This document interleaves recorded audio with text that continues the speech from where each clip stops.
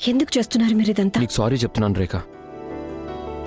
And నువ్వు నన్ను క్షమించి ఇంటికి తిరిగి వచ్చేంత వరకు నేను నీ వెంట పడుతూనే ఉంటాను. నేను ఇంటికి వెళ్ళను, ఆఫీస్కి వెళ్ళను. జస్ట్ నువ్వు ఎక్కడికి వెళ్తే అక్కడికి నీ వెనకాలే వస్తూ ఉంటాను. వీటి వల్ల ప్రయోజనం ఉండదని మీకు తెలుసు కదా. నేను మీకంటే పెద్ద మొండిదాన్ని. అండ్ నేను ఏం చేసినా సరే నా కోసం ఎదురు చూస్తూ రాత్రులు గడిపినా నేను మాత్రం మీతో పాటు రాను. అందుకే ప్లీజ్ మీరు మీకోసం కాకపోయినా మీ క్లయింట్స్ కోసమైనా నన్ను ఫాలో అవటం మానేసి మీరు ఇక్కడి నుంచి వెళ్ళిపోండి. ఏం పర్లేదు రేఖ, నా క్లయింట్స్ నేను ఏం చెప్పినా వింటారు. అయినా ఇలా నిలబడి వర్క్ చేసుకోవడం అనేది హెల్త్కి కూడా చాలా మంచిదంట. అలా నేను అనట్లేదు, రీసెర్చే చెప్తుంది. సరే, మీరు ఇక్కడే నిలబడి మీ ఆరోగ్యాన్ని పెంచుకోండి. Excuse me guys.